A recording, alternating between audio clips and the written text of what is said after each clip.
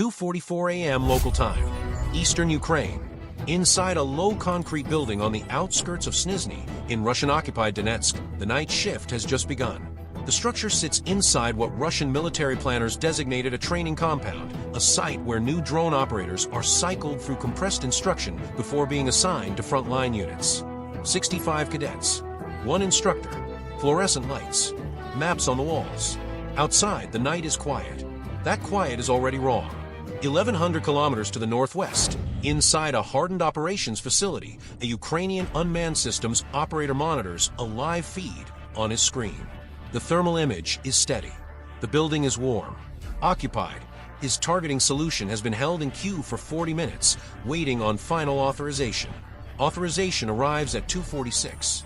He does not hesitate. Inside the combat information cell, the timestamp is logged automatically. Target, Russian drone pilot training compound Snizhne. Weapon, long-range strike drone. Time of flight, within parameters. At 2:47, the weapon is released. It does not announce itself. This is the nature of the weapon Ukraine has spent 4 years perfecting. It does not broadcast on radar. It does not generate the infrared bloom of a missile launch. It navigates through GPS-denied corridors using optical flow and terrain-following algorithms that were not available to either side when this war began. It is in its own way patient. Inside the training compound, the night proceeds normally. Cadets review the previous day's instruction. The curriculum is identical across all of Russia's expanded drone training sites. 6 weeks to produce an operator capable of flying first-person view attack drones against hardened Ukrainian positions. Russia now requires thousands of these operators per month. The attrition rate on Russian FPV pilots along the front line has made this pipeline as important as artillery ammunition. Ukraine has known this for some time. At 2:51, the strike drone reaches its final approach corridor. Optical sensors lock onto the building's roofline. The terminal guidance phase is clean. No electronic countermeasures activate. No radar emission triggers the weapon's anti-jam protocols. The target has no idea it is a target. The detonation is precise. Inside the operations facility, the thermal feed changes in an instant. The operator watches the screen.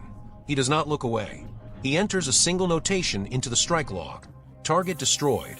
By 3 o'clock, Ukrainian Unmanned Systems Forces Commander Major Robert Brovdi has been notified. The battle damage assessment will take hours, but the acoustic sensors and secondary thermal data are already building the picture. 65 cadets, 1 instructor, 1 building that will not produce another class of drone operators. The strike is not announced publicly until morning. When it is, the numbers are the story.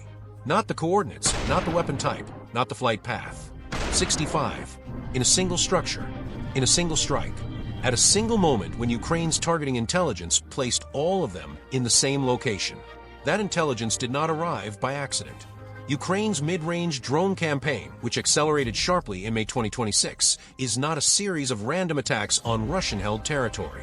It is a systematic effort to strike the logistics layer of Russian combat power, the training sites, the staging areas, the repair depots, the fuel nodes that sit behind the front line, out of artillery range, considered safe because they are considered invisible. They are not invisible. Over the first 19 days of May, Ukrainian drone units reported striking 19,203 Russian personnel. The commander of Ukraine's Unmanned Systems Forces called it a record. He added that the number would certainly exceed 30,000 for the month when artillery results, close combat losses, and unconfirmed cases were factored in. That scale of attrition, sustained over a full month, does not come from frontline engagement alone. It comes from reaching behind the front, from knowing where the replacements are being trained before they reach the line. The Snizhne strike is the clearest expression of that doctrine this week. Russia does not comment officially for 6 hours. When a statement arrives, it acknowledges the attack in the broadest terms, an enemy strike on occupied territory. It does not confirm the casualty figures. It does not name the facility. It provides no timeline for resuming operations at the site. That silence carries its own information. By dawn, Russian drone activity along the contact line shows no measurable change. The front continues. The war machine does not pause. But somewhere in the rotation of replacements, in the queues of new operators waiting to be assigned to units, there is a gap. 65 trained pilots who will not arrive. 65 trained pilots who will not be replaced this week. In a war where both sides launch hundreds of drones per night, the absence of 65 operators does not stop anything, but it compounds. That is what Ukraine has understood that outside observers frequently miss. This war is no longer decided by single dramatic engagements. It is decided by the accumulation of small degradations, applied with precision, night after night, against targets that the enemy believed were safe. Drone pilot academies were safe.